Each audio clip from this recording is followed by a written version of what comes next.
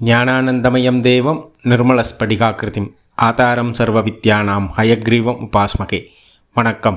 ALP ஜோதிடர் உங்கள் லோகநாதன், கோவையிலிருந்து. அட்சய இலக்கண பத்தய ஜோதிட முறையில் இந்த வீடியோவில் நம்ம பார்க்கக்கூடிய நிகழ்வானது மேஷ வீட்டில் சூரிய பகவான். இதை பொதுவாக எப்படி பார்க்குறாங்க அப்படின்னும், அட்சய இலக்கண பத்தய ஜோதிட முறையில் இந்த நிகழ்வை எப்படி பார்க்குறோம் அப்படின்றதையும் பார்ப்போம். பொதுவாக மேஷ வீட்டில் சூரிய பகவான் இருந்தால் அது எப்படி சொல்கிறாங்க அப்படின்னா, சூரிய பகவான் உச்சத்தில் இருக்காங்க அப்படின்ற மாதிரி சொல்லுவாங்க.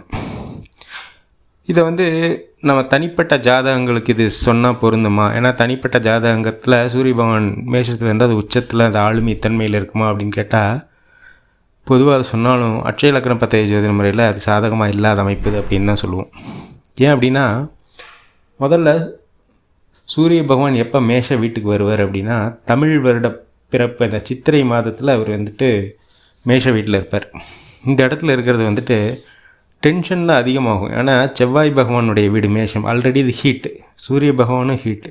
இது ரெண்டு தன்மைகளும் அங்கே இணையும் பொழுது அங்கே டென்ஷன் சம்மந்தப்பட்ட விஷயங்கள் தான் அதிகமாக இருக்கும். அங்கே தனிப்பட்ட ஜாதகங்களுக்கு சாதகமாக இங்கே ஒன்றுமே இல்லை.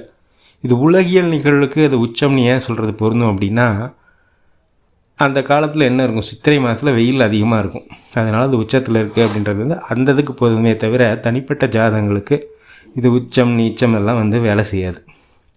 அப்போ சூரிய பகவான் மேஷ வீட்டில் இருந்தால் ஜாதகர் தனிப்பட்ட நிகழ்வு சாதகமாக இல்லைன்னு சொல்ல முடியும்.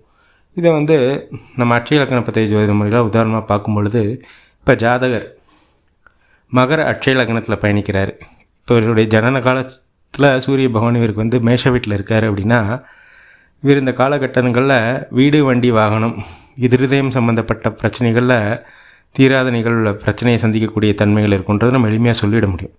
இது ஏன் எப்படி நம்ம சொல்கிறோம் அப்படின்னா, மகர லக்னத்திற்கு அட்டமாதிபதி சூரிய பகவான், அவர் 4ஆம் இடத்துல இருக்கார். அப்போ அட்டமாதிபதி எங்கே இருக்கிறவரை இங்கே பிரச்சனையை கொடுக்கக்கூடிய தன்மைகள் இருக்குன்னு சிம்பிளாக சொல்லிடலாம்.